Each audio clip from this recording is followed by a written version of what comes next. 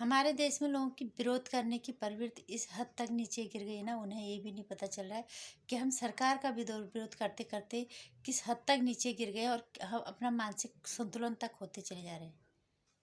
नमस्कार हिंदुस्तान साउथ, आपका मेरे चैनल नंदिनी जो है, मैं हूँ नंदिनी। सभी को पता है कल हमारे देश के प्रधानमंत्री नरेंद्र मोदी जी की माँ का निधन हुआ था 100वें साल में। और एक औलाद कितनी भी बड़ी उम्र की हो जाए, माँओं का महत्व किसी को बताने की ज़रूरत नहीं है कि माँओं की कमी को कोई पूरा नहीं कर सकता। और मोदी जी इस देश के प्रधानमंत्री हैं और कितनी व्यस्तता उनके ऊपर है, कितनी जिम्मेदारी उनके ऊपर है। और एक माँ का बेटा होने के साथ साथ उन्होंने अपने आप को उसी माँ ने उन्हें देश के लिए समर्पित किया, वो देश के लिए समर्पित है। और यहाँ देखा हमने फेसबुक पे, हर सोशल नेटवर्क साइट पे किस तरह की पोस्ट डाली जा रही है, किस तरह के अपने संस्कारों को दिखा रहे हैं और किस तरह की उन्हें संस्कार, उन्हें नियम बताए जा रहे हैं, उन्हें सनातन संस्कृति सिखाई जा रही है।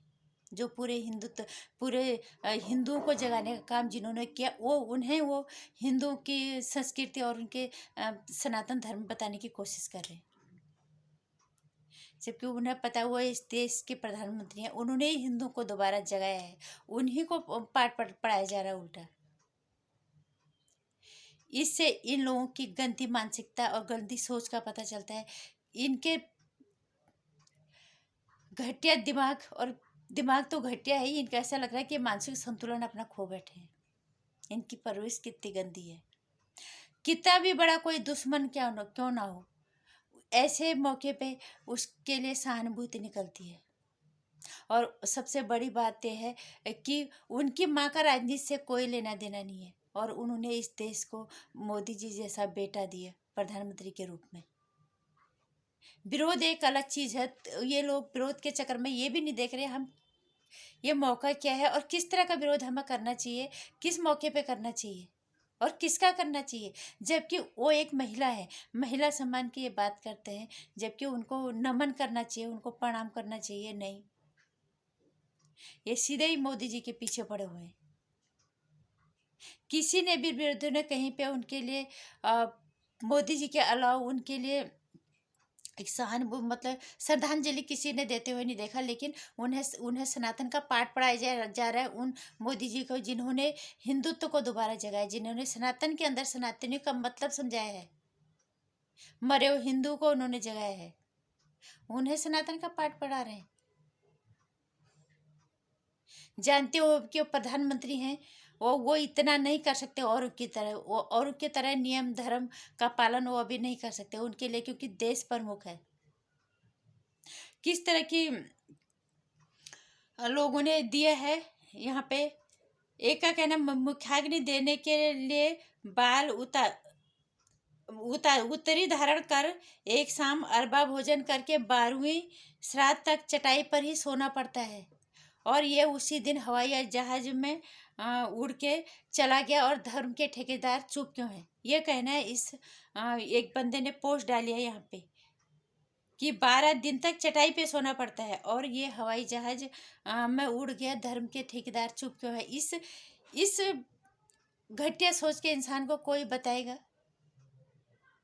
12 दिन तक अगर एक प्रधानमंत्री चटाई पे सो जाएगा तो देश कितना पीछे चला जाएगा। और फिर यही लोग पीछे पड़ेंगे जी, इनके लिए तो अपने रिश्ते नाते ज़्यादा ज़रूरी है, देश भाड़ में जाए। इस तरह के लोगों को कभी सुनना नहीं चाहिए। मुझे ऐसा लगता है इस तरह के लोगों को तो मानसिक दिवालियापन ही घोषित कर देना चाहिए। देश का प्रधानमंत्री 12 दिन तक, वो कितनी व्यस्तता के चलते आते हैं, मौत बता के नहीं आती।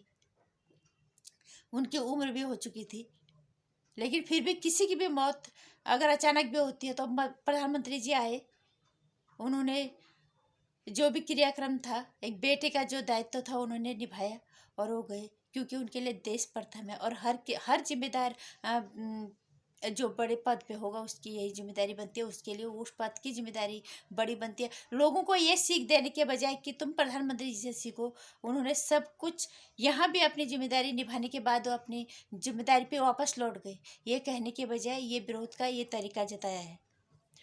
और एक ने एक पोस्ट डाला है कि जिस दिन माँ का निधन होता है उस दिन कोई कैसे शुभ काम कर सकता है। इस सरफिरे इंसान को कोई बताएगा कि प्रधानमंत्री वो देश के हैं, देश के किस जिस काम कोने में भी कहीं कुछ काम होगा तो उन्हें वहां जाना पड़ेगा। वो पूरे देश के बेटे हैं, अभी वो देश के प्रधानमंत्री हैं, उन्होंने अपने हर दायित्व को निभाना है। अगर कहीं पे भी चूक हो गई तो फिर यही लोग फिर विरोध करना शुरू करेंगे। और ना भी करें, इन जैसे लोगों का फर्क नहीं पड़ता, लेकिन मैं ये कहना चाहूँगी कि उनके घर में अशुभ कार्य हो, लेकिन वो देश के प्रधानमंत्री, देश के शीर्ष पे हैं, वो देश के मुख्य हैं अभी, उन्हें हर जिम्मेदारी का निर्वाह करना है। अगर वो इन चीज़ों को ध्यान में रखेंगे तो वो जिम्मेदारी कैसे निभाएंगे। हमें प्रधानमंत्री की हर व्यस्तता के चलते और जैसे हर चीज़ को बहुत ही ईमानदारी से, कर्तव्य निष्ठता के साथ हर फर्ज को निभाते हैं, उनसे सीखने के बजाय इस तरह के घटिया लोग यहाँ पे भी विरोध कर रहे हैं, तो इनके दिमाग का कोई इलाज हो ही नहीं सकता। बिना बिना मुंडन के मुखाग्नि देना क्या उचित है? एक ने ये लिखा है, लेकिन हर जगह अपना अपना अपने अपना रिवाज है। हर जगह के अलग अलग कदम कदम पे नियम धर्म रिवाज सबके बदले होते हैं। यहाँ पे किसी को उंगली उठाने का कोई अधिकार नहीं बनता। और एक ने लिखा है, क्या सनातन धर्म में बड़े बेटे के होते मझला बेटा अंतिम संस्कार कर सकता है? इन्होंने कहा ये सिर्फ मैंने सवाल पूछा है।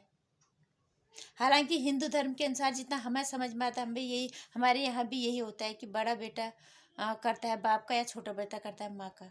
लेकिन देश के प्रधानमंत्री हैं, वो हर जगह उन्होंने उनकी, वो जो भी करते हैं लोग उनका अनुसरण करते हैं। तो माँ को मुखाग्नि कोई भी बेटा दे, उससे क्या फर्क पड़ता है। लोगों की सोच इस हद तक विरोध की ये प्रकाष्ठा हो गई है। किसी ने यहाँ पे कोई उनको श्रद्धांजलि उनके विरोधियों की तरफ से नहीं आई है। मोदी जी से विरोध है, उनकी माँ से तो कोई विरोध नहीं है ना। लेकिन तुमने अपनी घटिया मानसिकता को दिखाना है हर जगह पे। विरोध का की ये प्रकाष्ठा हो गई है। इस देश को सभ्यता और शिष्टाचार के लिए जाना जाता है। हर बातों का कहने का एक सही समय और मौका होता है, लेकिन विरोध के चक्कर में तुम सब कुछ भूल चुके हो, तुम मानसिक संतुलन भी खो चुके हो।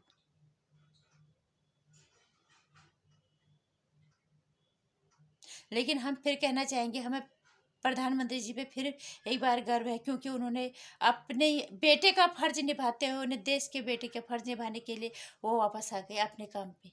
वो एक दिन में कितनी जगह पे जाते हैं, वो हर फर्ज को निभाते हैं पूरी तरह से।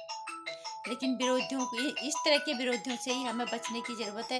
यही हमारे देश के लिए वाकई में नुकसान देह है सबसे ज़्यादा। और अब मैं मोदी जी की माता जी को फिर से एक बार उनके चरणों में सादर नमन करना चाहूँगी, अश्रु श्रद्धांजलि। भगवान उनको फिर से किसी एक महिला के रूप में फिर दुनिया में और आएँ और किसी एक हीरे को जन्म दें, कि ताकि वो लोक कल्याण में फिर से समर्पित हो सके।